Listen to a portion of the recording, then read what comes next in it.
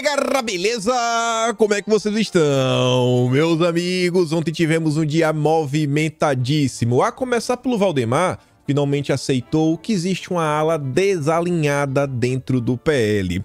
Vamos também falar de Bolsonaro. Ele comentou uma coisa ontem e, coincidência ou não, 3 horas depois, a Globo News falou sobre o tema, sem citar Bolsonaro e externalizando um grande medo do que pode acontecer com Dilma, com Haddad e a proposta da reforma tributária deles, que, vamos comentar, saíram mais notícias, várias delas extremamente preocupantes, que inclusive podem impactar no bolso do cidadão comum.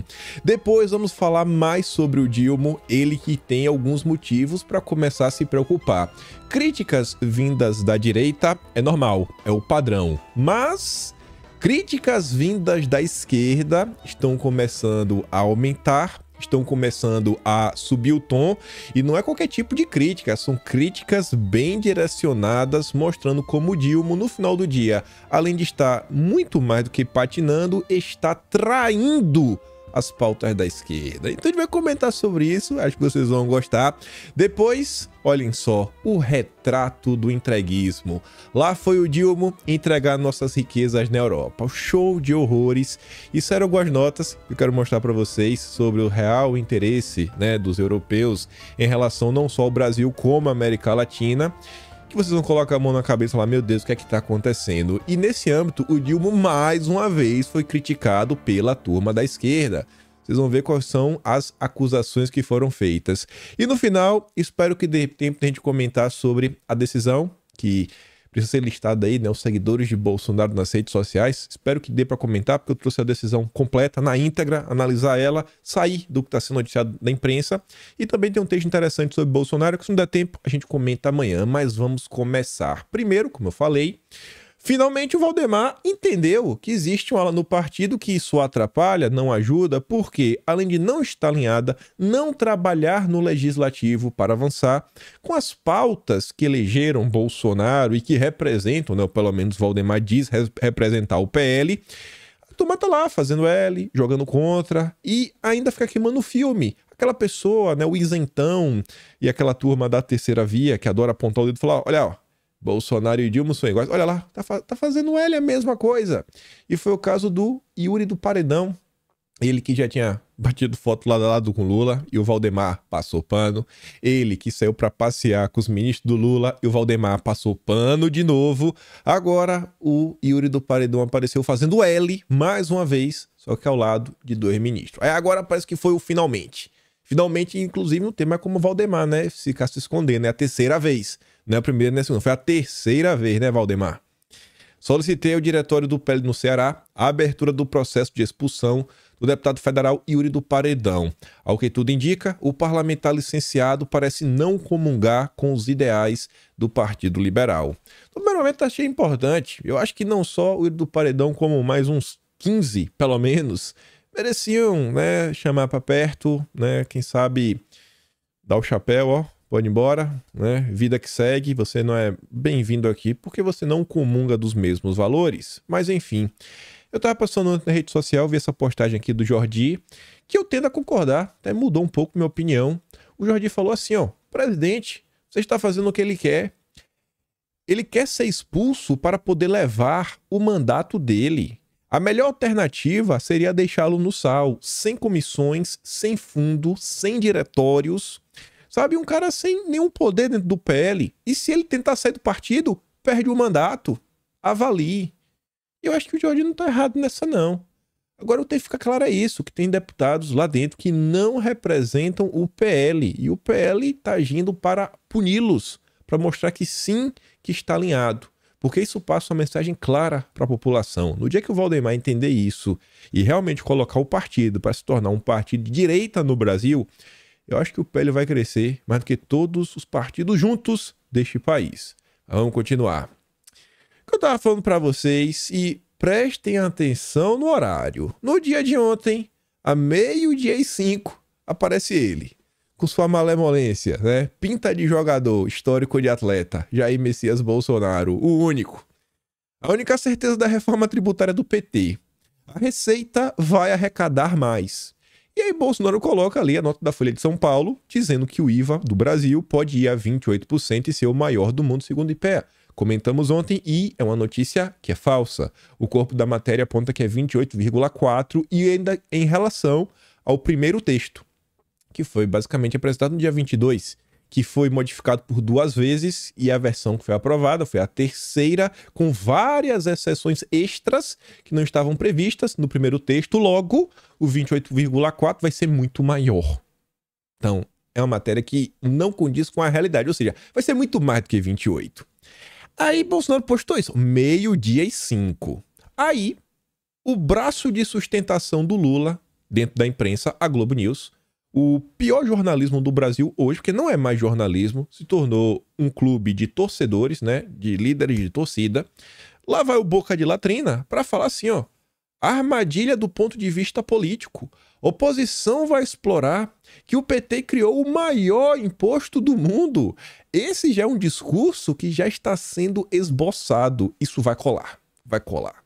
E o Boca de Latrina, né, o Otávio Guedes, não sabe por que é Boca de Latrina, porque certa vez ele estava dando entrevista, né, lá, dando seus comentários, e uma mosca entrou na boca dele. Mosca, né, normalmente não frequenta locais muito limpos. A mosca gosta, né, de uma sujeirinha. Então tá lá o senhor Boca de Latrina, com medo. E ele fala, rapaz, vai explicar o quê? Vai lá explicar pro cidadão que o imposto é o maior do mundo, mas o mas não vai colar. Não vai colar. E a Globo News não sabe como sair dessa ratoeira. Aí foram perguntar pro Haddad. Haddad, nos ajude, diga alguma coisa, porque você é o ministro da Fazenda. Como resolver esse impasse? E é que eu falei, ó, 3h42 da tarde. 3h37 após a postagem de Bolsonaro. Mas deve ser coincidência. Deve ser pura coincidência, né? Que a Globo News anda preocupada com Bolsonaro. Aí perguntaram pro Haddad, né? Um pouco antes da postagem de Bolsonaro. Estudo de pé. Perguntando, Haddad, o que você acha desse estudo? Vai ser realmente 28%? Vai ser mais do que 28%, né? É o que o estudo de pé aponta. Aí o Haddad, como um bom esquerdista, ou seja, um hipócrita, porque toda cara da esquerda é hipócrita no final do dia, ele se mostrou um negacionista. O IPEA, com vários cientistas econômicos, estatísticos, fez um estudo sério e o Haddad começou a questionar o estudo. É um negacionista, mas tá ali, ó. Estudo do IPEA afirma que a alíquota do novo imposto deve ficar em 28%. Haddad disse que é preciso olhar as premissas do estudo para não nos assustarmos. Aí ele falou, não, mas o estudo é bom, né? Porque o estudo só é bom na parte que interessa a ele. Que ele fala assim, não, o estudo nos mostra que quanto mais exceções, maior vai ser o IVA. Beleza, Haddad. Agora faz o L. Faz o L e sustenta o projeto de vocês. Aí, continuando, lá vem outro negacionista, o Alckmin. Sem nenhum argumento técnico, apenas munido do apoio da Globo e do Lula, Alckmin minimizou o estudo. É outro negacionista que estima que a alíquota vai ficar em 28%. Ele avalia que ainda é cedo para medir o resultado da reforma. Deixa eu esperar, né? A partir de 9h30 da noite que o estudo começa a valer. Tava muito cedo, né? 5h30 da tarde. É piada, gente. Você já pensou se fosse o governo Bolsonaro apresentando algo, aí vem um instituto como IPEA, traz um estudo. Você já imaginou se o Paulo Guedes, você imaginou se algum ministro de Estado começa a fazer questionamentos em relação a um estudo científico sério, o que a imprensa iria fazer? Olha o absurdo que está diante de nós. Tudo para passar pano para o Lula. Então nem aí pro povo, vão passar por cima da população para blindar o Lula? É isso que a imprensa vai fazer? Aí vem a Folha de São Paulo ontem. E mais uma nota, essa aqui é inédita. Restaurantes estimam alta de até 20% nos preços sem regime diferenciado de impostos. Aí você fala, eita, e agora? Pobre come, né? Não dá pra falar que comida é um impacto. Só que a Miriam Leitão vai te ensinar que pobre não come em restaurante. E nem deveria, né? Eu quero ver, eu juro, eu queria muito ver a Miriam Leitão falar que pobre não come em restaurante. Que é pra você pegar e jogar. Então você tá dizendo que dá pra aumentar o preço e tornar restaurantes algo ainda mais inacessível pro pobre, que ele não tá nem aí. Isso não faz parte do sonho do pobre, então ele não pode frequentar restaurante. Rapaz, como isso aqui é elitista? Como isso daqui é elitista? Quero ver quem é que vai defender que restaurante tem que ser mais caro. Pobre não pode usufruir disso aqui também? Mas tudo bem, né? Aí tá ali falando que os clientes poderão ter que pagar até 20% a mais. Quem diz é o Roberto Bialski, fundador e porta-voz da ANR, Associação Nacional de Restaurantes. Simulações feitas pela entidade indicam que o imposto final da atividade, desde a compra de cada um dos ingredientes, produção até o fornecimento da refeição pronta, ficaria entre 14% e 15%. Atualmente, essa carga tributária varia de 7% a 8%, segundo o setor. Então veja, um crescimento ali de 7 a 8% da carga tributária, no final do dia para o cliente é um aumento de 20%. Mas o L é basicamente cada 1% sobe 2%. Com a rentabilidade média na ordem de 10%, a mudança na cobrança de imposto, diz a ANR, praticamente eliminaria o lucro desses negócios. Isso sem contar o que o Dilma vai fazer com o imposto do pecado. Se o Dilma começar a falar que plástico vai ter que pagar mais, tu já imaginou a quantidade de produtos que vem em embalagens plásticas? Se ele falar que papel é um problema, porque papel, tá ligado? A indústria do desmatamento, né? Você tem que derrubar árvores para fazer papel. Se colocar imposto seletivo no papel, sobretaxa, e aí? Se o Dilma colocar sobretaxa na carne, no refrigerante, quanto é que vai o preço? Quanto é que vai o preço das coisas? Ninguém sabe. Eu acho que esse cara que tá sendo bondoso em falar de 20%, eu acho que vai ser mais. Para sobreviver, afirma Bialski, haveria necessidade de reajustar os preços entre 15% a 20% para fazer frente ao aumento. Um segundo efeito, segundo a ANR, seria um estímulo duplamente negativo. Primeiro, a sonegação de impostos e segundo, contenção de crescimento. Há empresas que estão no Simples Nacional, no Simples, né, Nacional, regime simplificado de recolhimento de tributos para micro e pequenas empresas, você vai acabar tendo um incentivo enorme para que o setor não se capitalize, não cresça, ou pior ainda, vai ter sonegação como existia antes. Os restaurantes se alinham ao setor hoteleiro na demanda pela manutenção de um regime diferenciado de tributação. Inclusive, eles demonstram que em outras localidades, como por exemplo na Europa, que é de onde vem a ideia do IVA, né, que já é praticada lá há muito tempo, os restaurantes possuem uma alíquota diferenciada, muito menor do que a alíquota padrão. Mas e aí? O cálculo inicial de 20% era uma alíquota só. Será que o problema não está na reforma em si, né, um problema estrutural da reforma? Vamos parar para ver. O que fica aparecendo é que Bolsonaro, mais uma vez, estava certo ao criticar a reforma tributária que estava sendo proposta pelo Dilma. Aí, eu já falei, eu adoro ler os comentários da Folha de São Paulo, porque alguém, para dar dinheiro para essa turma, não pode bater bem da cabeça. Dito certo. Olha os comentários. Só tinha um, até o momento que eu parei para ler, né? O comentário é do Renato Pereira. Tá avisando, ó, o restaurante vai ficar 20% mais caro, viu, irmão? É o restaurante.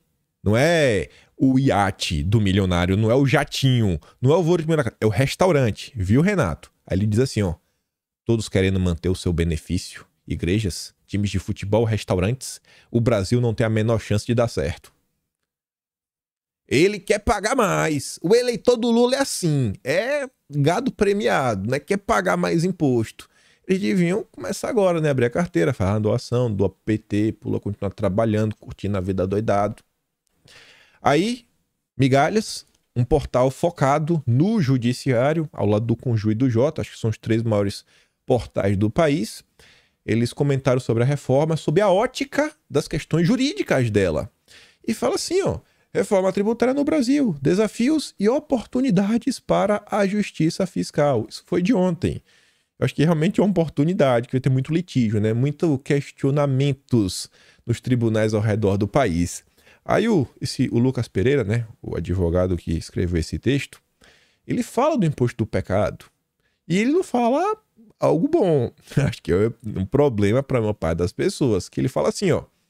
Uma das novidades introduzidas pela proposta de reforma tributária é a criação do imposto seletivo, que visa tributar produtos e serviços prejudiciais à saúde e ao meio ambiente. Já todo mundo está ligado. Essa medida busca alinhar o sistema tributário às boas práticas internacionais e proteger a sociedade e o ambiente. No entanto, o texto substitutivo não define claramente o que seriam esses produtos e serviços prejudiciais, deixando essa definição a cargo de uma lei complementar. Está muito aberto. A falta de clareza na definição de itens prejudiciais à saúde e ao meio ambiente pode gerar insegurança jurídica. vai ter mais litígios, mais disputas, mais gastos com os advogados e dificuldade na aplicação do imposto seletivo, né? A definição precisa dos critérios e parâmetros... A definição precisa dos critérios e parâmetros é fundamental para evitar interpretações arbitrárias e assegurar uma aplicação adequada do novo sistema tributário. Vocês acham que existe alguma chance do Lula e do Haddad, que já estão negando um estudo do IPEA? Será que existe alguma chance dessa turma apresentar, né, critérios e parâmetros técnicos? A esquerda, que é baseada... Atenção, a sua base de sustentação é uma ideologia que não tem lastro na realidade, que é o socialismo. Qual a chance? O que passa na cabeça dessas pessoas, bicho? Assim, é muita inocência. Vai ser inocente assim, viu? No jardim de infância. A previsibilidade e a estabilidade são aspectos essenciais para a confiança dos contribuintes e a efetividade da tributação seletiva. Para evitar controvérsias e garantir uma tributação seletiva eficaz, é importante que a definição dos itens prejudiciais seja baseada em critérios técnicos e científicos sólidos. O Haddad está negando um estudo do IPEA. O Alckmin está relativizando. Você está relativizando, né? O Dilma está falando que a democracia é relativa e está dando a Venezuela como exemplo disso. Onde essa turma tá com a cabeça, né? Mas vamos falar do Dilma. Falei que ele está sendo criticado pela esquerda. Só que antes de falar das críticas, até para você entender melhor essas críticas, temos que falar primeiro de alguns elogios. Não apoiaria Bolsonaro de novo. E Haddad é 10. Quem diz isso é o dono do Habib's. Você deu entrevista aí para falar que Haddad é 10. Haddad é 10. E o empresariado está com ele. Ou seja, o Haddad está fazendo tudo que os grandes empresários brasileiros, bilionários querem. Uma política neoliberal. O Lula governa para Faria Lima. É isso aí, né? Tá fazendo valer. Mas enfim, Saraiva disse que quando Haddad foi escolhido, havia uma preocupação, mas hoje o empresário está em total apoio. Perceberam que o Haddad é um neoliberal. De 0 a 10, o Haddad é 10. Sem sombra de dúvidas. Bastou isso acontecer para você ver esse tipo de coisa. Guga Noblar, vocês devem conhecer, está liberado comer no Habib's de novo. Dono do Habib's diz que não apoiaria mais Bolsonaro e Haddad é 10.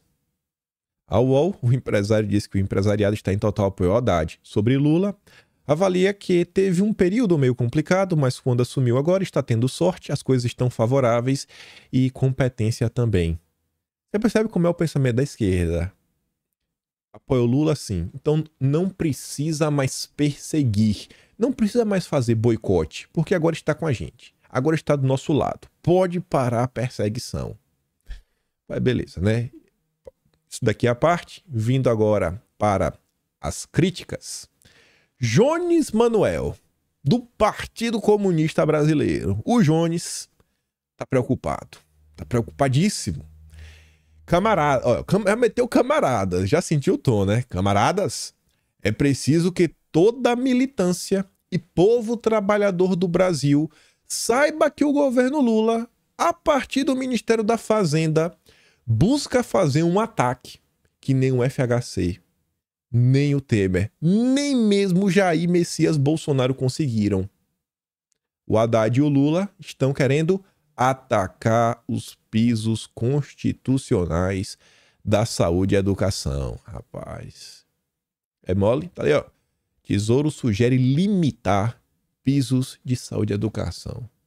Imagine a dor do coração de um comunista ter que falar que o Lula tá fazendo algo que nem Bolsonaro teve coragem de fazer. Atacar a saúde e a educação. Pesado, hein? Lula, não faça isso, Lula. Lula que falava que tem que parar de falar gasto, que investimento em educação não é gasto, é investimento, né? Dinheiro da educação não é gasto, é investimento. Rapaz, virou gasto agora, está limitando. O que é que está acontecendo?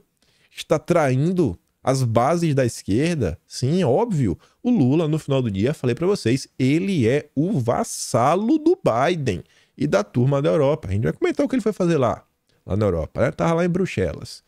Aí você vê, Jair Castanho, do PDT, Mais simples do que isso, impossível.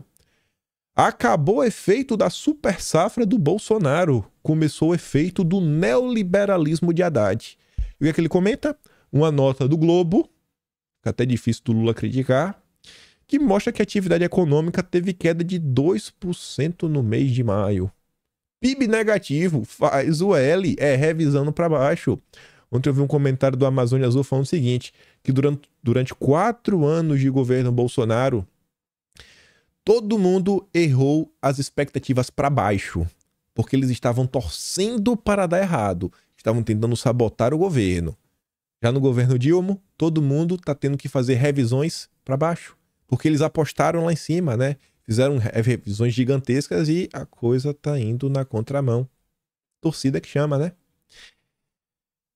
Tá ali, ó. Prévia do PIB tem pior queda para mais 5 anos. Não é qualquer queda, é a pior em 5 anos. Nem mesmo com a pandemia, o Brasil tá sofrendo o que o Dilma fez agora. Rapaz, o Dilma tá de... Dilma, pare! Não quebre o Brasil, irmão. Olha, o resultado foi o pior já registrado para o mês em 5 anos. Também foi o pior desempenho mensal desde março de 2021, quando a prévia do PIB tombou 3,5%. O resultado ficou abaixo da mediana das projeções do mercado financeiro. O mercado achou que ia ser ruimzinho, mas ficou muito pior. O Lula dobrou a meta. Além do Castanó, que é do PDT, Ciro Gomes, que era o candidato do PDT, também está comentando. Falando o seguinte, Ciro dispara contra o governo, contra o programa automotivo do Lula, né? E diz que é uma aberração. E novo produto digital, o ex-ministro criticou a iniciativa encampada pelo Geraldo Alckmin, mas também que o Lula chancelou, né? Tá ali, o pedetista chamou o programa automotivo, sucesso popular que chegou a ser prorrogado, de aberração. Sucesso popular, a torcida da imprensa. Que sucesso, meu Deus do céu. Que sucesso foi isso daí. Quem é que no Brasil hoje tem condição de tirar 70 mil reais do bolso para comprar um carro? Que o Lula falou que ia governar para os pobres, né? Eu não acho que isso aí é pobre. Mas tudo bem, acho que o Lula tá governando para classe média. Alta, para cima. Na avaliação de Ciro, o dinheiro gasto em iniciativas como essa seriam mais bem aplicado em outras áreas, como a saúde. O cashback do governo à indústria automobilística moribunda seria, por exemplo, dinheiro suficiente para pagar todas as cirurgias eletivas dos que hoje vegetam em uma fila maior que 1 ano de espera. Errado não tá, né? E aí, sobre essa questão, por mais que o Dilma abriu, né, a oportunidade para salvar a indústria automobilística, o Metrópole nos informa que a Volkswagen suspende contrato de 800 trabalhadores em Taubaté. Parece que não foi tanto sucesso assim, né? Tanto sucesso, não sucesso popular, parece que não está sendo repercutido, né, no chão de fábrica. A medida será adotada a partir do dia 1º de agosto por um período que varia de 2 a 5 meses. A decisão da montadora foi comunicada aos sindicatos metalúrgicos de Taubaté e região, que é a Sindimetal, e de acordo com o Sindimetal, o objetivo da medida é adequar o volume de produção da indústria à baixa demanda do mercado. Mas segundo os jornalistas torcedores do Estadão, foi um sucesso. Sucesso popular. E as fábricas fechando, dando layoff, parando em produção. Sucesso. Nossa Senhora. Eu acho que aquela prorrogação que teve foi para carro, para locadora, não? Ou tô errado? Fazer o quê, né? Só o L. E vamos continuar. Preço de ovos dispara e tem maior alta em 1 década no Brasil. Não precisa falar mais nada, né? Não precisa falar mais nada. E aqui mais uma postagem de mais um perfil ligado à esquerda. Perfil que é eleitor do Ciro Gomes também. É o Tatu no Toco. Ele fala assim, ó. Na verdade, ele coloca a notícia ali do UOL, que diz que o Ministério Público Federal vai à justiça contra o padrão estético imposto pelas escolas cívico-militares. É um absurdo! Como assim os meninos com cabelo cortado? Como assim as meninas todo cabelo penteado de coque? vestindo farda limpa sem tapa. Absurdo!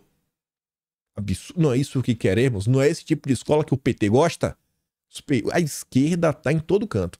Aí eu tô falando assim, ó, imagina o dia que o Ministério Público Federal descobriu o padrão estético das escolas públicas civis. Escola pública normal. Não precisa nem falar nada, né? Nem a esquerda mais tá aguentando a agenda woke, que o Dilma abraçou, mas com força. Abraçou com força. Olha a cara dele. Você vê a cara de assim, rapaz, tô entregando o Brasil, tô entregando a massa, mano. Eu estou demais, eu vou ganhar um prêmio Nobel. Ele tá achando que vai ganhar o Nobel, né? Vai ganhar um 1-0 do Biden. Mas vejam só. Antes do Dilma viajar, todo mundo meio que já sabia o que seria discutido. A CNN noticiava que já falava assim, ó, Lula embarca a Bélgica para a cúpula da América Latina e Caribe com a União Europeia. A nota dizia que, na ocasião, devem ser discutidos questões como mudança no clima, óbvio, é só isso que o Dilma sabe falar agora, comércio e desenvolvimento sustentável, quase a mesma porcaria, inclusão social, recuperação econômica após pandemia, transição energética, ou seja, limitar o crescimento energético brasileiro, é isso que eles querem. Não, o Brasil não pode explorar petróleo, tem que produzir hidrogênio verde para vender para eles. É engraçado isso, ó. Eles querem que o Brasil invista, gaste, né, não se desenvolva no primeiro momento para produzir hidrogênio verde, que o hidrogênio verde brasileiro depois vai ser encapsulado para vender para a Europa. É basicamente isso. Mas ele tem as explicações deles. Enfim, transformação digital justa e inclusiva. Aqui eu acho que parte da questão de regulamentação da censura. Migrações, reforma da arquitetura financeira internacional. A gente tá vendo aqui no Brasil, por exemplo, né? Eles vão criar a moeda digital do Banco Central, com dispositivos maravilhosos de poder congelar bem, né? Bloquear. Ih, rapaz, do jeito que a esquerda gosta. Luta contra o crime organizado e cooperação para o desenvolvimento. Essa era a pauta no geral. Aí o Dilma foi lá. Logo em seu primeiro discurso, Globo News relatou, falando assim, ó. Lula discursou empresários latino-americanos e europeus. Ele citou logo na primeira parte a necessidade de conclusão do acordo entre o Mercosul e a União Europeia. Se esse acordo não saiu na era Bolsonaro, sinal que esse acordo não é bom para o Brasil. Sinal que esse acordo não é bom. Se fosse bom, tinha saído. Eles iam barrar só por raiva de Bolsonaro? Eu não acho. No final do dia, geopolítica, a turma tá indo pro bolso e pro dinheiro. O Dilma foi lá para entregar, porque é um acordo que não tem chance de ser benéfico para o Brasil, até porque a Europa está cada vez exigindo mais e mais questões ligadas à proteção ambiental e que muita gente está apontando que pode prejudicar não só a indústria nacional, como também o agro brasileiro. Mas acho que é isso que o Dilma quer. Ele quer entregar o Brasil de joelhos. Aí veja só como são as coisas. Vamos começar a juntar agora as informações. A Folha de São Paulo nos conta que a Europa, olha como eles são bonzinhos, vão investir 242 bilhões de reais na América Latina e no Caribe. E a Úrsula, ela fez esse anúncio ao lado do Lula. Ó, apertou a mão, fez o pacto. Meu Deus do céu. E que projeto é esse? Global Gateway. Eu vim descobrir o que era esse projeto, eu acho que no ano de 2020 ou foi 2021. A primeira postagem que eu vi sobre isso, eu comentei na época, eu acho que foi quando a gente tava comentando assim uma série de vídeos sobre a nova Rota da Seda. E aí tinha um perfil no Twitter que é de um engenheiro Luiz Cláudio. Ixi, esqueci o nome agora. Luiz Paulo. Ele vai ficar até chateado comigo. É capaz de estiver vendo, né? Aí eu lembro que era um perfil no Twitter que postou sobre isso. Ele fez uma postagem falando desse Global Gateway, que é basicamente o mesmo projeto. É a nova Rota da Seda, só que dos europeus. Vocês conhecem muito bem quais são os objetivos da nova Rota da Seda, né? É interligar o planeta, de modo que quem vai mandar é aquele país vermelho. E eles só querem comprar só coisa ruim. Infraestrutura crítica, como por exemplo o setor de energia, aqueles setores que fazem parte da soberania nacional, que se você abrir mão, pode esquecer a nação soberana. Eles querem comprar isso. Eles querem comprar infraestrutura ligada à logística, como portos, aeroportos, pontes, que tudo faz parte de um sistema que sem aquilo também o país para. Querem comprar fazendas. Por que será que eles querem comprar fazendas? Então é só coisa boa, cara. Eles só querem comprar coisas que não são estratégicas, né? Tô sendo irônico. E aí os europeus, receosos, pô, peraí, temos que lançar a nossa nova Rota da Seda. No final do dia, o Brasil continua sendo uma colônia. Muda, né, de um para o outro.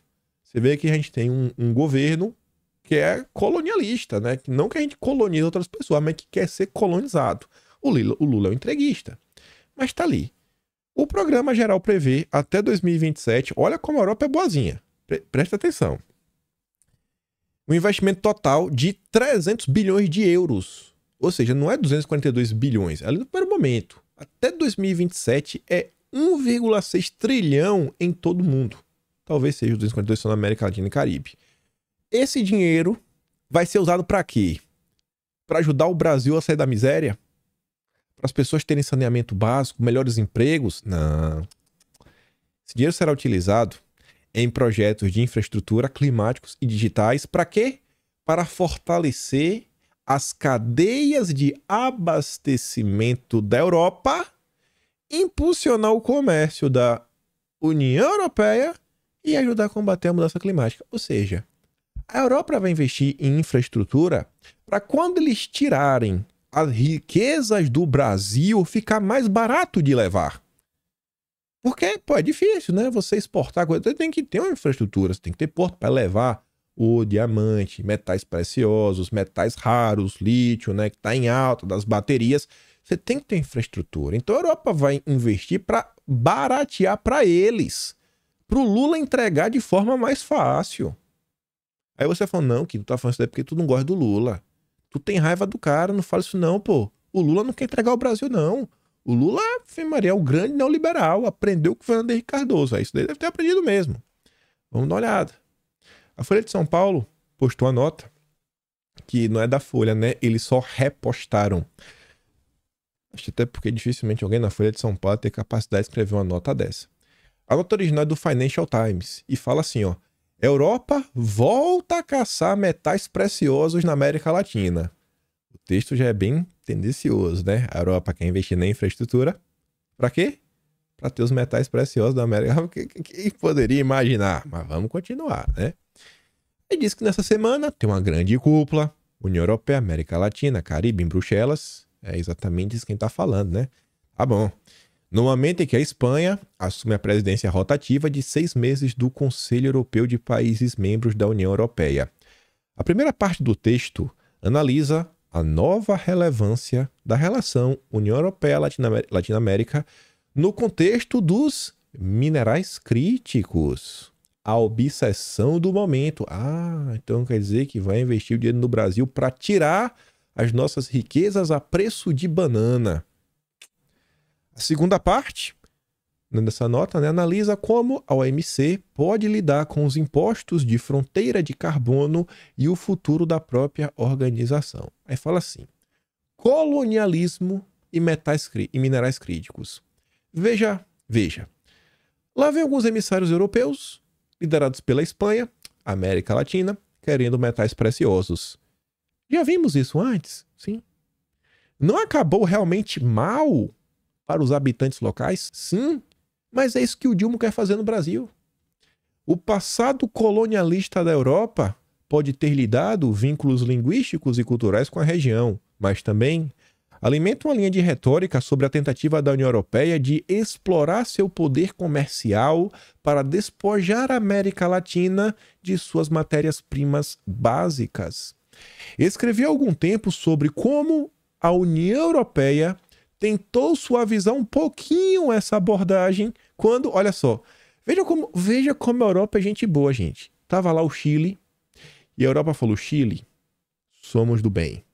Vamos atualizar o meu acordo, nosso acordo, para que vamos permitir que vocês construam uma indústria de processamento de lítio a jusante, em vez de apenas enviar matéria-prima básica para o exterior. Olha como a gente boa. Você vai poder pelo menos refinar. Você pode refinar, vem um pouco mais caro. Agora não cria a bateria, não. A bateria é o que crio. Sinto que a União Europeia está perdendo tempo. Queria, se alguém conhecer o Dilma, fala Dilma, fala para Úrsula ligar para o Zema, que o Zema é outro entreguista. O Zema estava indo lá para os Estados Unidos entregar o material na matéria-prima básica, o grande liberal, que só olha o dinheirinho, acabou. Quer tirar dele que está cru e mandar. Eu comentei esse vídeo, dei até o exemplo que Zimbábue, que eu acho que não é nenhuma grande potência, o governo falou, daqui não sai sem refinar. Cru não sai. Tira o lítio, refina, pode não fazer a bateria, mas vai refinar. Vai ter que agregar algum tipo de valor. O Chile faz a mesma coisa. E o Brasil é disputa. O Lula e o Zema para ver quem vai entregar primeiro. É um absurdo isso daí. É um absurdo. Mas vamos continuar. Você pode ignorar em grande parte qualquer coisa que a cúpula apresente sobre parcerias geoestratégicas, né, União Europeia, América Latina. Você também pode descontar bastante as várias iniciativas sobre minerais, como, por exemplo, o custo de matérias críticas.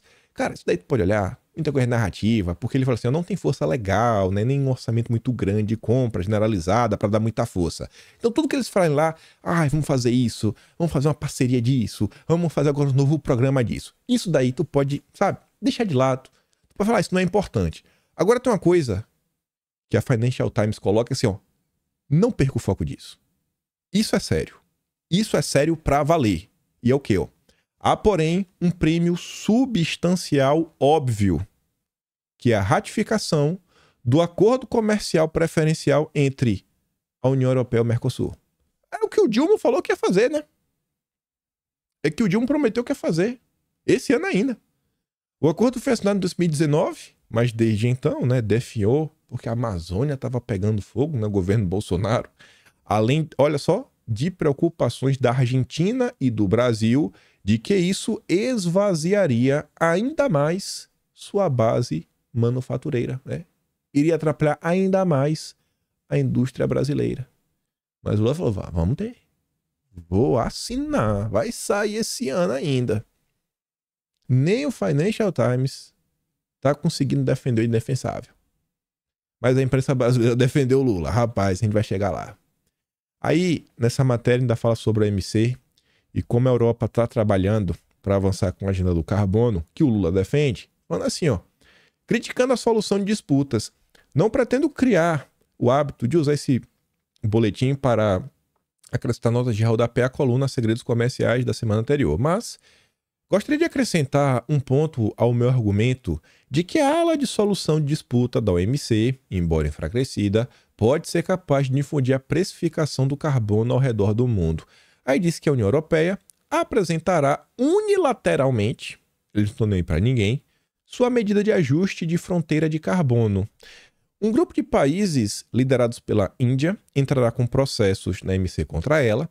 Se essa Câmara de Arbitragem, né, da OMC, que é a CBAM, sobreviver, na verdade, se esse projeto, né, sobreviver, talvez, com alguns ajustes, incentivará os parceiros comerciais a adotar preços de carbono semelhantes para evitar tarifas. E o esquema de comércio de emissões da União Europeia será internacionalizado. Tadã! E onde é que o Dilma tá? Tá lá na Europa, entregando o Brasil, entregando a Amazônia. Antes de mostrar as críticas da esquerda em relação ao próprio Lula, pra vocês não acharem que só a direita tá criticando ele, pra você ver como realmente é um absurdo. Coincidência ou não, ontem, mesmo antes do Lula fazer o seu discurso entreguista, o Estadão soltou um editorial. Olha a manchete. O obstáculo nacionalista. Engraçado. Eu tô já escrevendo o Atlas de junho. E aí no início de junho não, no mais ou menos no meio de junho, lá para dia 15, teve um vídeo que eu fiz aqui no canal que fazia assim um retrospecto, né, sobre o histórico da terceira via, o que é a terceira via, como ela se organizava, etc, tudo mais. E aí mostrava que desde 1998 foi a primeira reunião lá do Tony Blatt e tudo mais. E essa turma, a terceira via, que é basicamente o globalismo personificado, eles apontavam que um dos problemas era uma agenda nacional. A agenda nacional é tudo que o globalismo. Olha só, o que é o globalismo? É o global. É o nome que tá falando, né? Globalismo. Globo, um só. Um governo global. Quando você pega o nacionalismo, ou então o soberanismo, né? As nações soberanas, é exatamente o oposto. Aí o Estadão está falando que se preocupar com a soberania nacional é um obstáculo. Em qual contexto o Estadão está falando isso? A oportunidade de encaminhar o acordo União Europeia-Mercosul na cúpula entre CELAC e União Europeia será desperdiçada se Lula insistir em manter prerrogativas do Estado de negociar com empresas improdutivas. Não se preocupa não. O Lula não é um obstáculo. O Lula, ele não é um cara preocupado com a nação. Ele não é um soberanista, ele não é um nacionalista. O Lula é um entreguista. O medo do Estadão já foi dissipado. Em seu primeiro momento, sua primeira oportunidade, o Lula já ratificou, né, que ele quer, porque quer assinar esse acordo ainda este ano. Só que interessante é o seguinte. Veja como o jornalismo brasileiro odeia o Brasil. O impasse final, né? Por que esse acordo meio que não iria sair do papel? Veio por reações protecionistas de ambos os lados. Protecionismo à indústria por parte dos latino-americanos e protecionismo à agropecuária por parte dos europeus, dissimulados, respectivamente, sobre preocupações sociais e ambientais. Mas o Estadão diz, estavam dissimulados. Balela, eles só estão preocupados com proteger a indústria deles. Pressionados por movimentos ambientalistas, assustados com os desvarios de Bolsonaro, os europeus passaram a demandar a inclusão de um anexo com novas exigências ambientais. E aí o Estadão encerra esse editorial falando que para o Lula só resta preservar as prerrogativas do Estado de fazer negócios com empresas improdutivas apadrinhadas, desculpa, que o Lula quer preservar, ainda que isso implique prejuízos para o setor produtivo em geral e para o consumidor brasileiro. É hora dos prejudicados se fazerem ouvir. O Estadão está falando que eles são prejudicados e que o Lula não deve abraçar a agenda de proteção da indústria nacional.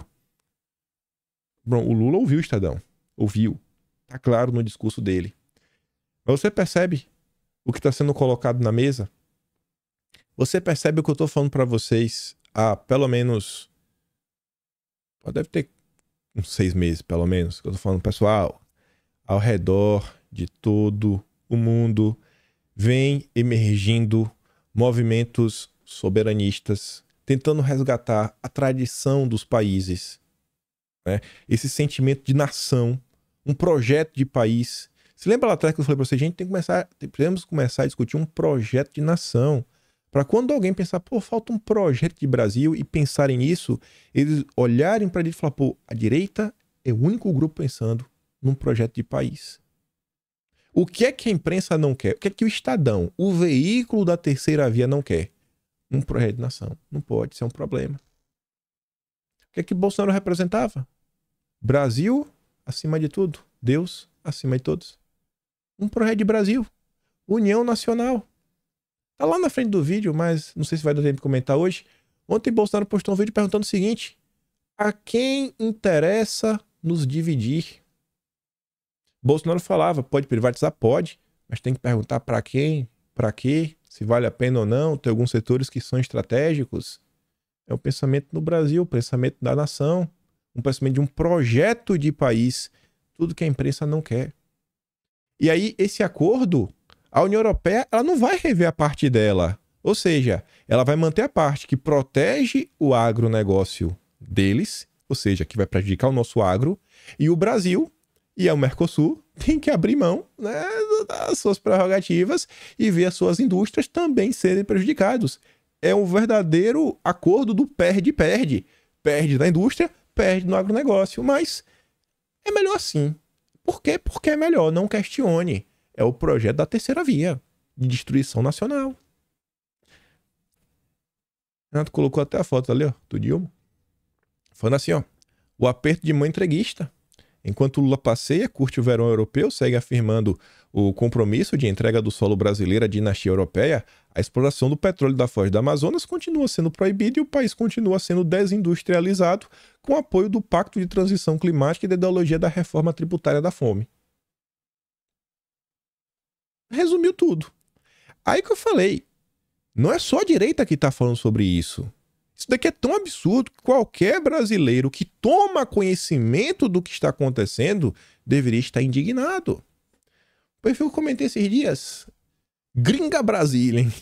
Aquela que tá falando com os bolsonaristas, deixem de me seguir. Não quero. Vocês são muito chucros. E eu acho que eu não sou. Ela compartilha a notícia do Canal Rural que falava, ó, acordo entre União Europeia e Mercosul pode sair em 2023, diz o Lula. Aí o que ela disse? O governo Lula segue exatamente o roteiro que o governo dos Estados Unidos, né, o Partido Democrata, o Biden, direcionou. E que acordo é esse? Avançar acordos na América Latina com a Europa e não com os comunas. Dá adeus à nova rota da seda e abre os braços para o Global Gateway. Ó. O Gateway seria um portão, né? Espécie de portão, basicamente isso daí. Então seria um portão para o mundo. É o Lula, não é um governo global. Brasil, colônia, segue as ordens do império, enquanto abana o seu rabinho e focinha entupidas de botox nos carpetes vermelhos do palco global. É a esquerda que tá falando isso do Lula. A esquerda que tá comentando sobre isso. Olha como a agenda verde se tornou uma das coisas centrais do governo do Dilma. E é um tema que eu vejo que ainda falta conhecimento por parte dos nossos deputados, o entendimento real de como isso vem sendo problema. Você vê, por exemplo, o Valdemar, tá perdido. Tá lá, reforma tributária, Bolsonaro é um maluco, somos a favor, o Brasil precisa de reforma tributária, hahaha, Yuri do Paredão, meu amigo, agora, eita, não é mais meu amigo não, foi expulsado do partido. Aí a mesma Gringa Brasília, ela falou, não quero bolsonaristas me seguindo. Eu falei, vou continuar seguindo, tô nem aí. Quero ver o material, porque muita coisa não tenho tempo de pesquisar. E ontem ela veio com a denúncia interessante, que ela aprenderia se ela parasse também para ouvir o outro lado. Porque tem algumas informações para complementar. Eu não sabia disso, mas na hora que eu ouvi, eu falei, rapaz, ela esqueceu de uma coisa. E é o quê, ó? Amazônia 4.0. Vejam como a rica biodiversidade da Amazônia brasileira está sendo entregue para grupos que representam os interesses do grande capital estrangeiro, patrocinados por quem? USAID e fundações dos Estados Unidos. Mais uma vez a USAID. Isso é um absurdo. E ela marca o Aldo Rebelo e o Plínio Valério, presidente da CPI das ONGs. Aí eu fui dar uma olhada, né? Vamos dar um zoom aqui na imagem. Na parte de cima tem um textinho que ela fala assim, ó. A incalculável biodiversidade da Amazônia, com potencial gigantesco de valiosas patentes únicas, está sendo abertamente entregue ao grupo do grande capital internacional, o governo dos democratas, e seus aliados no Brasil, grupo que emplacou todos os cargos importantes no governo do Dilma, que tocam na Amazônia. Por trás do angélico marketing de salvar a floresta está o interesse do grande capital. Veja quem está financiando esse projeto. Aí, aqui, né? Pesquisadores propõem criação de um biobanco de dados genéticos de espécies amazônicas. Tem cheiro de biopirataria. Pegar o que o Brasil tem, mapear e usar, produzir coisas, depois vender, né? E ainda ter que cobrar royalty em cima. Coisa que é do Brasil. Mas o Brasil não pode explorar. Os gringos podem, porque é isso que o Dilma quer. Aí, deixa eu ver. A iniciativa integra o projeto Amazônia 4.0, idealizado pelos professores Carlos Nobre, Ismael Nobre, do Instituto de Estudos Avançados da USP, que busca elaboração técnica e tecnologias que atribuam valor agregado aos recursos amazônicos. O Amazônia 4.0 funciona a partir de laboratórios criativos da Amazônia que vão a campo para a capacitação e implantação de tecnologias para as populações tradicionais. Aí eu vou dar um zoom, né? Nós trabalhamos para desenvolver a melhor bioeconomia para o mundo. Não é para o Brasil, é para o mundo. Para o mundo, não é para o Brasil. Esquece o Brasil. O Brasil não é prioridade. Aí depois tá lá, né? É o Instituto que desenvolve tecnologias para transformar insumos amazônicos em produtos de altíssimo valor agregado. Não para o Brasil, para o mundo. Desenvolver uma bioindústria poderosa, capacitar o povo local e criar alternativas necessárias para o desmatamento. Estamos unidos Conhecimentos tradicionais da ciência e indústria 4.0. Indústria 4.0 é a teoria do Klaus. Klaus lá do Fórum Econômico. Sabe como é, né? O grande reinício, o grande R. Olha quem está patrocinando. ICS, que ela fala que é a ONG financiada pela Open Society, do Soros, o Arapiaú, que é ligado à Marina, Fundação Ford, etc. O próprio Arapiaú, que é do Guilherme Leal, da Natura, que foi convidado, né, para ela Não sei, na verdade, não sei se o Guilherme Leal foi convidado, ou foi a diretora lá da Natura, mas eu acho que ele talvez seja chamado também na CPI das ONGs. Aí o SAID patrocina tudo que de pior que existe. Ela colocou a Conexus, ONG financiada pelo Arapiaú do Guilherme Leal, o SAID, a diretora da Conexus, Karina Pimenta, foi nomeada pelo governo Lula para a pasta de bioeconomia. E faltou uma ONG que a Gringa Brasília não falou nada. Gordon and Betty Moore Foundation. Se ela escutasse um pouco mais da direita, ela saberia. Quando comentamos sobre o caso da Febraban, sobre aquela matéria avassaladora do Joe Trigg em parceria com o Intercept, onde áudios de grandes executivos dos maiores bancos deste país comentavam como eles criaram, né, o que depois se tornou a norma da Febraban em relação à concessão de empréstimos para frigoríficos. Um dos principais envolvidos é Program Officer da Gordon and Betty Moore Foundation. Que baita coincidência, hein? Que baita coincidência. Mais um projeto para tirar nossas riquezas e entregá-las de graça. Nem a preço de banana, é de graça. Vamos fazer o L. Parabéns, Lula. Parabéns. Aí, enquanto o governo fica aí preocupado com o meio ambiente, o que é que lhes dizem? Terras indígenas. Relatório aponta um aumento de 28% no desmatamento. Precisa falar mais alguma coisa? Não, né? Que é número real. Briguem com os números. Aí, enquanto o Global Gateway, que é criar infraestrutura para levar as riquezas do Brasil, a BR-319, que é para conectar pessoas, para dar independência. As pessoas às vezes ficam doentes, tá lá em Porto Velho, tá doente, precisa ir para um centro, tá em Manaus, que é em todo lugar. Não tem. Tá aí, ó. É assim que é o percurso. Ônibus. Eu não sei nem atolado, né? Porque o ônibus caiu da balsa. Não sei nem como é que explica isso daqui. Aqui não pode. A BR-319 não pode ser asfaltada. Porque o Dilma não quer, os zongueiros não querem. Tem pessoas que fazem parte do judiciário também, acho que também não seria muito importante. E estamos aí nesse grande impasse. Aí quando você acha que você já viu de tudo... esse rapaz aqui é do MBL. Olha a genialidade do cidadão. Desde a matriz energética a plano diretor, assim. E os resultados disso, te confesso que ainda tá muito nebuloso, assim, não somente para mim, né, para eles também. E foi um investimento trilionário que foi realizado. Mas como tá tendo muita sinalização de virtude, quem faz muita coisa é a Alemanha. É? A Alemanha, e olha que engraçado, a Alemanha tomou a frente da questão ambiental no governo Merkel. Foi o primeiro país, o governo conservador. Conservador. Foi o primeiro grande país a se preocupar com a questão ambiental. Outro país que também começou a dar uma engrenada interessante na responsabilidade ambiental foi a Inglaterra. Durante o governo Boris Johnson. Era um louco, mas sabia muito da questão ambiental. Então, se tu olhares ao redor do mundo, os partidos que estão tomando iniciativas interessantes na questão ambiental são os partidos mais conservadores. E outra coisa, agora na disputa que teve na França, a Le Pen, tem várias críticas a ela, mas ela foi a candidata da questão ambiental. Não, Macron. Uma mulher de extrema direita, né? Então, pra te ver, só nossa extrema direita aqui que fica com um argumento... Um sorvete na testa. Um sorvete na testa, um argumento de, não, isso aí é pauta de esquerdista, sabe? É lamentável. O MBL saiu em defesa da agenda ESG com mentiras. Não, que agora os países começaram a se preocupar. Agora, cidadão. Ô, jogador. Você nem é o nome desse cidadão, mas sei que é do MBL.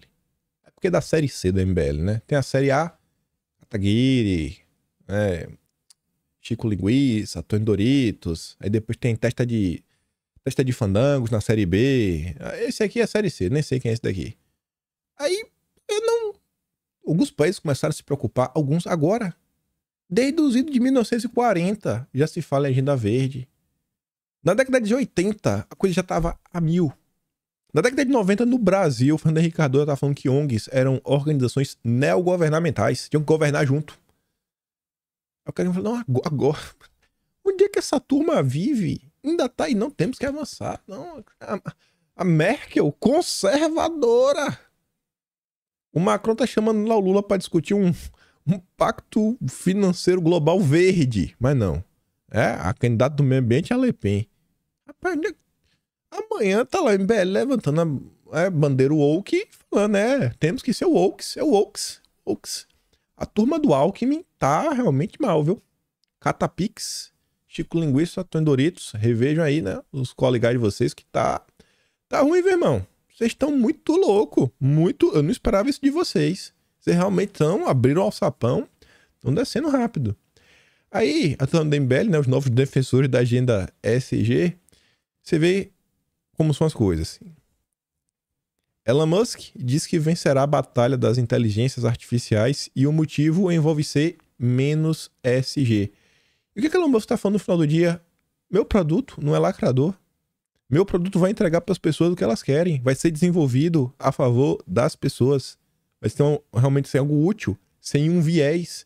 Vocês já tentaram utilizar as opções que tem no mercado? O próprio ChatGPT? Rapaz, eu faço umas perguntas às vezes, eu falo, irmão, eu só queria essa resposta. Eu não preciso desse disclaimer extra, que não sei quem é um herói, é do bem, é do amor, que não pode criticar essa pessoa. Calma. O cara tá ali, ó. Falando dessas empresas, todos esses mandatos de ESG que empurram as empresas em direções questionáveis. Falando que todas as empresas abraçaram essa agenda. Como empresa não negociada publicamente, a XAI não está sujeita a incentivos baseados no mercado, nem incentivos não baseados no mercado como ESG. Abraça aí essa agenda maluca. Vamos trabalhar para ter um bom produto. As pessoas estão começando a acordar que isso vai dar errado em algum momento. Isso daqui eu vou comentar depois, porque é com explicação maior. E já está com 57 minutos e eu quero falar um pouco da decisão de Bolsonaro. Só terminar com essa. Ó. Olhar apurado da correspondente Priscila Yazbek. Abre a discussão sobre o uso do dinheiro público. Qual é a discussão? Primeira-dama passeia por Bruges durante viagem do Dilma à Europa. Fala, não, vou curtir a vida doidada enquanto o Dilma está na reunião. Aí que depois eu comento, isso aqui é com calma, é o Dilma falando sobre regulamentação das redes, pedindo um apoio internacional. Eu quero falar sobre a decisão. Um vídeo que tem mais de uns 10 minutinhos, 8 minutinhos no máximo, espero. Ontem teve a notícia falando que a PGR solicitou que as redes sociais enviem os dados aí de seguidores de Bolsonaro. Olha, para que está realmente acontecendo, né? Até para poder criticar de forma mais correta, o Rogério Marinho fala o seguinte: sanha persecutória, inexplicável. Ameaça clara a liberdade de expressão, tempos sombrios em nome da democracia, se ataca e se aspezinha direitos. Essas são as falas do Rogério Marinho, nosso senador. E aí, ao invés de ficar restrito a matérias, eu fui procurar a íntegra. E eu sei que é costume do Poder 360 e que não é costume de outros jornais, sempre que eles falam de uma decisão dessa, que vai a nível judicial e que é polêmica, normalmente eles trazem a decisão na íntegra. Então, lá meio que já sabia que ia ter, tanto tá aqui embaixo, ó, eis a íntegra. Cliquei para dar uma olhada. Essa daqui é a primeira página, pessoas, primeira página, pessoas. Vamos aqui ver o que foi realmente pedido. Não é difícil de entender. O procurador, ele começa comentando, né, dando assim uma certa retrospectiva histórica. Ele fala que inicialmente, em 13 de janeiro, foi protocolada, né, uma petição que pedia o quê? Os dados, né, metadados, etc, tudo mais. Na verdade, queriam preservar o vídeo postado e apagado no perfil de Bolsonaro. Que eu não acho que nem foi postado e apagado. Porque postar é fazer o upload. Eu não acho que o Bolsonaro fez um upload. Pela imagem que circulou na internet, aparentava que Bolsonaro tinha compartilhado. sem querer, que foi inclusive o que ele falou no depoimento. Foi aquele vídeo lá de uma confusão que teve. Dia 10 de noite, foi um dia que Bolsonaro tinha acabado de voltar em casa, já saído até do hospital lá nos Estados Unidos. Você deve lembrar, a história repercutiu bem. Se você não lembra em detalhes, tá tudo relatado historicamente, em ordem cronológica, no Atlas Brasileiro de Janeiro, kimpai.com, sem PR. Aí o procurador tá falando isso. Pedimos, né, abrir uma petição em 13 de janeiro. Pedimos soltar o vídeo. E aí, naquela época, pediram também que as empresas que Bolsonaro usa, etc, tudo mais, mandassem a íntegra das postagens de Bolsonaro referente a eleições, assuntos polêmicos, na justiça, as forças, fotos e vídeos com essa temática. Queria esse material. Também queria, naquela época, em janeiro, em 13 de janeiro, nessa petição, pediram a lista completa com os nomes e dados de identificação dos seguidores de Bolsonaro. Que assim, rapaz, é muita gente, hein? Só no Instagram são 25 milhões. Nome e dado, que dados seriam esses? CPF, e-mail, etc. Ixi, é muita coisa. Enfim. Que relativamente a cada publicação mostre visualização, curtida, compartilhamento, todas as métricas que podem ser aferíveis. Também pedia para identificar eventuais autoridades com foro privilegiado que tivessem feito publicações semelhantes a de Bolsonaro, tivessem repostado, dessem retweet, compartilhado, etc. Queria também essa lista. E também queria que fossem identificados, isso na petição de janeiro, fornecendo também dados pessoais, né? As pessoas que tenham repostado, retweetado e que tenham nas redes sociais mais de 10 mil seguidores. Perfis grandes. Para permitir, né, a aferição do alcance, da difusão ou do impacto das publicações iniciais. Aí, essa petição que foi apresentada em 13 de janeiro foi para a PGR. Aí a PGR retornou, né, se manifestou apresentando e fez 3 determinações. A primeira determinação da PGR naquele momento foi a expedição de ofício ao provedor de aplicação do Meta, requisitando a preservação do vídeo postado e apagado pelo perfil de Bolsonaro, que eu não sei se foi postado e apagado, acho que foi compartilhado. E aí a PGR também tinha determinado a realização de oitiva de especialista em comunicação política de movimentos extremistas. Chamou um especialista para aferir os potenciais efeitos de postagens como em telemovimento de apoiadores. Rapaz, se conseguir encontrar uma pessoa assim, deve ser filiado do Partido Comunista Brasileiro. Para falar que Bolsonaro tinha que estar preso, enjaulado. Especialista em movimento, meu Deus do céu. E também outro especialista de monitoramento de grupos de apoiadores de Jair Bolsonaro. Também é meio complicado, né? Nas redes sociais e nas plataformas de mensageria como WhatsApp, Telegram, a fim de colher informações. Aí a PGR determinou essas 3 coisas, mas, analisando-se os requerimentos formulados pela PGR, constata-se que não houve pleito referente às oitivas de especialistas em B e C. Por mais que tenha determinado, isso não aconteceu. Não aconteceu. E aí a PGR, ela não fez o B e C pelas seguintes razões. Primeiro, o titular da ação penal entendeu que, a princípio, preservar o vídeo postado por Bolsonaro seria suficiente para apuração sobre a eventual autoria de atos de incitação à prática de crimes. Segundo, com os requerimentos posteriores, a PGR visou a obtenção de dados concretos que pudessem fundamentar uma análise objetiva do alcance das mensagens, vídeos e outras manifestações feitas por Bolsonaro. Terceiro, com o vídeo preservado e os dados fornecidos pelas empresas, a PGR teria elementos objetivos para avaliar se houve incitação e qual a possível extensão dos danos provocados pelas informações danosas postadas por Bolsonaro. Porque quando você pega um especialista para falar o que Bolsonaro sofreu, não, é uma coisa meio subjetiva, né? E quando você tem assim um vídeo mesmo, um elemento real, você pode ser mais objetivo, né? Se você olhar assim no Código Penal, eu acho que é mais simples. E aí, em relação aos 2 últimos itens, você vê no item 4, ó, a extrema dificuldade de identificar um especialista em monitoramento de grupos de apoiadores de Bolsonaro que executasse um trabalho isento, sem qualquer viés ideológico ou partidário. É por isso que não teve esse, porque é meio complicado, né? É complicado você achar um cara meio que imparcial, técnico. E aí, por isso, e essa sim, agora, é o pedido que foi feito, que rodou no dia de ontem, o que realmente foi solicitado. Primeiro, reiterou que seja enviado o vídeo lá, que foi apagado e etc, tudo mais, lá do perfil de Bolsonaro. Segundo, sejam requisitadas das empresas a integralidade das postagens de Bolsonaro envolvendo tudo, os temas polêmicos. Terceiro, seja determinado às empresas o envio em arquivo eletrônico, formato PDF, da lista completa, com os nomes e dados de identificação dos seguidores de Bolsonaro.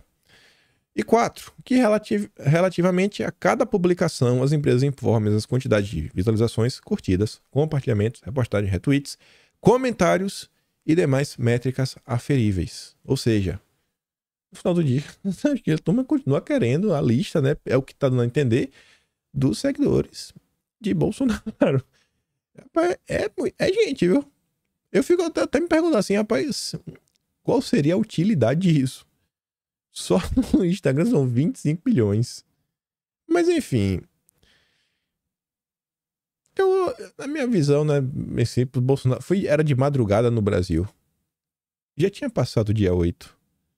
Eu acho que olha só, você acha que se Bolsonaro ele quisesse ter feito alguma coisa realmente para criar confusão, ele não teria compartilhado e tirado o compartilhamento, postado e apagado.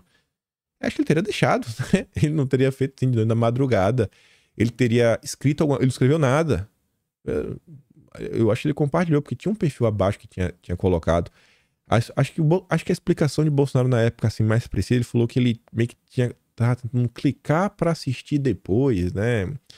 Às vezes ele foi clicar para você pegar o link, né? Pra você botar, sei lá. Eu mesmo tenho um grupo que é só eu, sozinho, que eu mando coisas para eu ler depois, né? Como se fosse uma agenda. Mas a turma quer. Para poder aferir crimes, etc, tudo mais. Eu não sei, fica meio complicada, sabe? Eu acho que o Brasil, a gente tá caminhando para um cenário bem ruim. Um cenário que a gente eu pelo menos não consigo vislumbrar uma pacificação no país, um avanço realmente das pautas mais prioritárias, tendo aí que se tiver algum problema precisa ser julgado, punido, etc, tudo mais. Mas eu acho bem complicado esse tipo de movimentação.